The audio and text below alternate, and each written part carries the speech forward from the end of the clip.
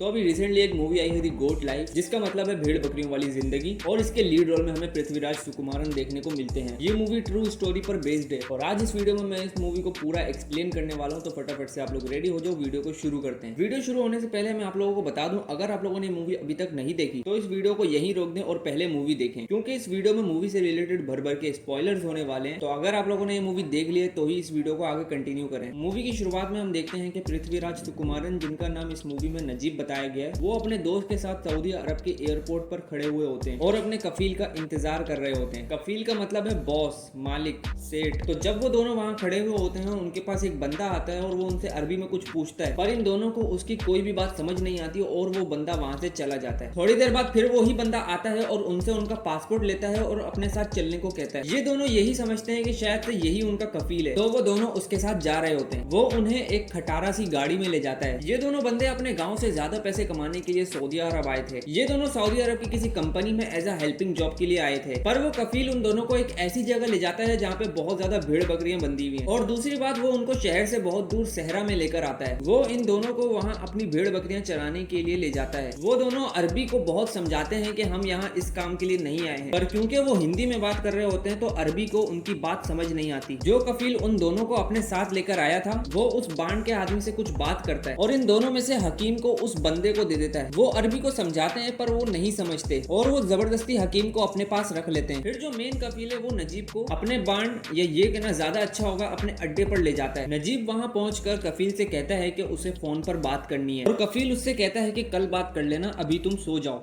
नजीब वहाँ एक बुजुर्ग बंदे को भी देखता है। नजीब उससे पूछता है कि ये कौन सी जगह है, पर वो उससे तमिल लैंग्वेज में बात करता है जो नजीब को समझ नहीं आती। नजीब उससे इशारे में पूछता है कि सोने की जगह कहाँ है। वो उससे कहता है कहीं भी सो जाओ। तो वहीं पर वो एक टेंट देखता है और वहां जाकर वो उस टेंट में लेट जाता है और लेटे लेटे अपने पास्ट को याद कर रहा होता है, जहाँ हम देखते हैं कि पहले वो एक मजदूर था। एक दिन जब वो रोजाना की तरह मजदूरी कर रहा होता है तो वहाँ एक बंदा आता है जो कहता है कि सऊदी अरब के 2 वीजे आए हुए हैं। और उसके बाद हम देखते हैं कि नजीब सऊदी अरब जाने के लिए रेडी हो जाता है। वो अपने दोस्त के जीजा को पैसे देता है जो उसे बाहर बेच सकता है। वो उसको पैसे दे देता है और वहां से चला जाता है। और अगले सीन में हम देखते हैं कि नजीब और उसकी फैमिली बहुत खुश हैं, क्योंकि उन्हें लगता है कि उनके हालत अब बेहतर होने वाले हैं। जब नजीब ये सब सोचते हुए सो रहा होता है तो कफील उसे लात मारकर उठाता है और धक्के मारकर टेंट से बाहर निकालता है और उससे कहता है कि दोबारा इस टेंट में सोने की गलती मत करना। नजीब रात को ठंड में कैसे भी करके सो जाता है। अगले सीन में हम देखते हैं कि नजीब का कफील उसे काम के कपड़े देता है। ये देखकर नजीब उससे कहता है कि मुझे यहाँ कंपनी के काम के लिए भेजा था, मुझसे ये सब क्या करवा रहे हो। और इसके अलावा वो ये भी कहता है कि मुझे घर वापस जाने दो, पर वो अरबी उसकी बात समझ नहीं पाते। वो उनको अपनी बात समझाने के लिए अपने पासपोर्ट दिखाता है, लेकिन उसका पासपोर्ट वो फाड़ देते हैं। फिर अगले सीन में हम देखते हैं कि कफील अपने टेंट में बैठकर रोटी पका रहा होता है और वो नजीब को खाने के लिए बुलाता है। वो उसे रोटी देता है जो पूरी तरह पकी हुई भी नहीं होती और उसे खाने का बोलता है। नजीब रात से काफी ज्यादा भूखा होता है तो वो चुपचाप से वो रोटी खा लेता है। फिर हमें पास्ट का सीन दिखाया जाता है जहाँ नजीब ट्रेन में बैठा हुआ होता है तो उसके सामने एक बंदा आकर बैठता है जिसका नाम हकीम है, जिसे हमने मूवी की शुरुआत में भी देखा था। उसकी माँ नजीब को उसका ध्यान रखने को कहती है। फिर अगले सीन में जब नजीब संडास कर रहा होता है तो तभी वहाँ कफील आ जाता है और उसे लात मार के गिरा देता है और वहाँ से पानी की बाल्टी ले जाता है और फिर नजीब मिट्टी से काम चलाता है। अगले सीन में नजीब पानी के टैंकर वाले को कहता है कि मुझे रोड तक ले जाओ, पर क्योंकि टैंकर वाला कोई और लैंग्वेज में बात कर रहा होता है तो नजीब की कोई भी बात उसे समझ नहीं आती। अब उसी दौरान वहाँ कफील भी आ जाता है और वो उसे कोड़े से मारना शुरू कर देता है। कफील समझ जाता है कि नजीब उस टैंकर वाले को उसे यहाँ से बाहर ले जाने को कह रहा है और इसी वजह से वो उसे कोड़े मार रहा होता है। और जैसे ही नजीब उसका हाथ पकड़कर उसे रोकता है तो कफील को और भी बुरा लगता है और फिर वो बंदूक लेकर आता है और उसका पिछला हिस्सा उसके सर पर मारता है और उससे आखिरी वार्निंग देता है। फिर अगले सीन में हम देखते हैं कि कफील नजीब को बकरियों का दूध निकालने को कहता है। नजीब उसे बताता है कि ये काम मैं नहीं कर सकता। वो कफील से ये भी पूछता है कि वो बंदा कहाँ है जो यहाँ पे पहले काम करता था, पर कफील उसकी नहीं सुनता और उसे दूध निकालना सिखाता है। नजीब फिर उससे यही सवाल पूछता है कि वो बंदा कहाँ है, तो कफील उसे डांट देता है और काम करने को कहता है। अगले सीन में हम देखते हैं कि काफी टाइम गुजर चुका है, नजीब की दाढ़ी बढ़ चुकी है और उसकी हालत काफी ज्यादा खराब हो चुकी है। वो अपने आप को गाड़ी के शीशे में देखता है और काफी रोता है। फिर अगले सीन में नजीब देखता है कि कुछ गिद्ध मरे हुए इंसान को खा रहे हैं। वो वहाँ जाता है और जब करीब से उस इंसान को देखता है तो उसे पता चलता है कि वो बंदा और कोई नहीं बल्कि वही है जो नजीब से पहले यहाँ काम करता था। वो बंदा मर चुका था और कफील ने उसकी बॉडी ऐसे ही सहरा दरिया में फेंक दी थी। अब उसे देखकर नजीब को इस बात का एहसास हो गया था कि अगर वो यहाँ से भागा नहीं तो उसका भी यही हाल होगा। और अगले दिन जब वो बकरियां चरा रहा होता है तो मौका देखकर वो वहाँ से भाग जाता है, लेकिन उसको कफील देख लेता है और अपने ऊंट पर बैठकर वो उसका पीछा कर रहा होता है और फिर थोड़ी देर बाद वो उसे पकड़ भी लेता है और सजा के तौर पर उसका पैर तोड़ देता है ताकि वो कभी भाग ना सके। फिर उसको बकरियों के साथ बांध देता है। अब नजीब को काफी ज्यादा प्यास लग रही होती है तो वो कैसे भी करके रस्सी से हाथ निकालता है और रेंगते रेंगते पानी की बाल्टी की तरफ जाता है, पर उस बाल्टी में एक कतरा भी पानी नहीं होता। तो वो अपनी प्यास बुझाने के लिए जानवरों का झूठा पानी पीता है। फिर अगले सीन में जब नजीब बकरियां चरा रहा होता है तो वहाँ ओलों की बारिश होना शुरू हो जाती है। तो वो एक पहाड़ के नीचे बकरियों को ले जाता है और जब तक बारिश नहीं रुकती वो तब तक वहीं बैठता है। वो वहाँ पर सुरंग देखता है और जब वो उस सुरंग में घुसता है तो उसे नए नए रास्ते मिल रहे होते हैं। तो वो उन सुरंगों से होता हुआ दूसरी तरफ आ जाता है। तो वहाँ उसकी मुलाकात हकीम से होती है। वो दोनों एक दूसरे की हालत पर यकीन नहीं करते और हकीम नजीब को बताता है कि वो यहाँ कुछ दिन पहले ही आया है और उसके कफील ने उसे बहुत अलग अलग जगह काम करवाया। अब इस दौरान हकीम का कफील आ जाता है और वो वहाँ से चला जाता है। फिर अगले दिन वो दोनों फिर एक दूसरे से मिलते हैं और हकीम नजीब को कागज पर कुछ लिख कर देता है। उस पेपर पर हकीम ने ये लिखा हुआ होता है कि उसके साथ एक अफ्रीकन आदमी है जिसे रोड तक पहुंचने के सारे रास्ते पता है, वो हमारी यहाँ से भागने में मदद कर सकता है। फिर अगले सीन में हम देखते हैं कि नजीब हकीम और उसके अफ्रीकन दोस्त जिसका नाम इब्राहिम कादरी है उससे मिलता है। इब्राहिम नजीब को बताता है कि कुछ दिनों बाद कफील की बेटी की शादी होगी और उस दिन कफील यहाँ नहीं होगा, तो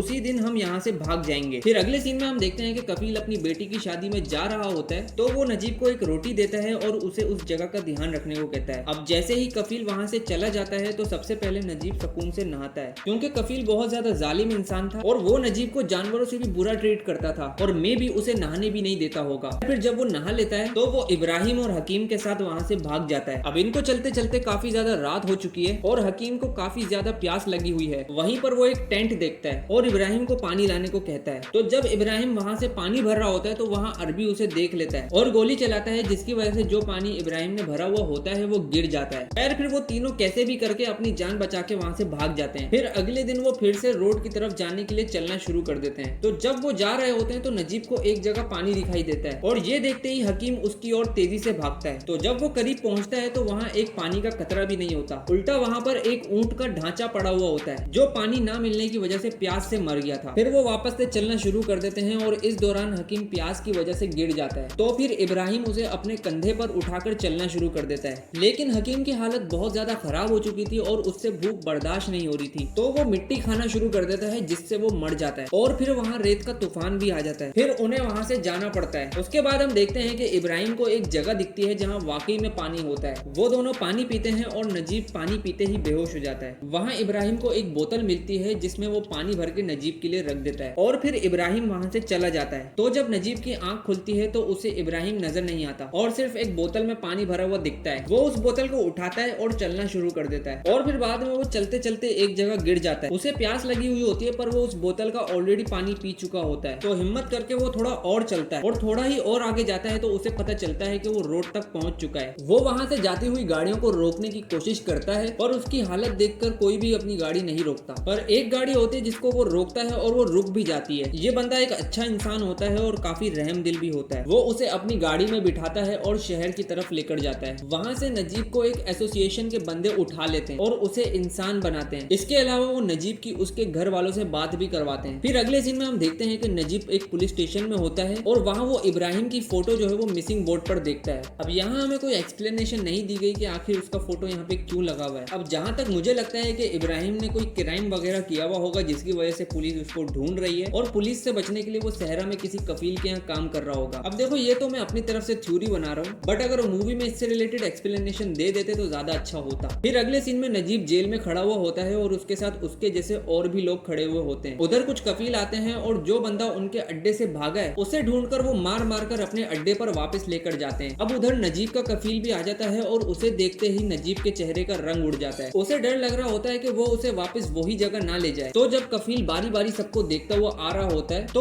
उसकी नजर नजीब पर पड़ती है और वो उसे पहचान लेता है, लेकिन वो उसे कुछ नहीं कर पाता क्योंकि नजीब सऊदी अरब जिस कफील के अंडर काम करने आया था वो उसे पिक करने एयरपोर्ट पर आया ही नहीं था और इस कफील का बंदा जिसका नाम अब्दुल्ला था वो उसे एयरपोर्ट पर नहीं मिलता। तो वो चुपचाप से नजीब और हकीम को अपने साथ ले जाता है और इन दोनों को भी यही लग रहा था कि शायद से यही उनका कफील है। खैर तो जब कफील नजीब को जेल में पहचान लेता है तो कहता है कि अगर तुम मेरी स्पॉन्सरशिप में होते तो मैं तुम्हें वापस वहीं पर ले जाता। खैर फिर वो कफील वहां से चला जाता है और नजीब की जान में जान आती है और फिर 3 महीने बाद वो अपने घर वापस चला जाता है और फिर मूवी खत्म। खैर तो आई होप आप लोगों को ये वीडियो अच्छी लगी होगी, और अच्छी लगी तो इस वीडियो को कर दो लाइक, चैनल को कर दो सब्सक्राइब। मैं मिलता हूँ आप लोगों से नेक्स्ट वीडियो में। Thank you so much for watching, bye bye.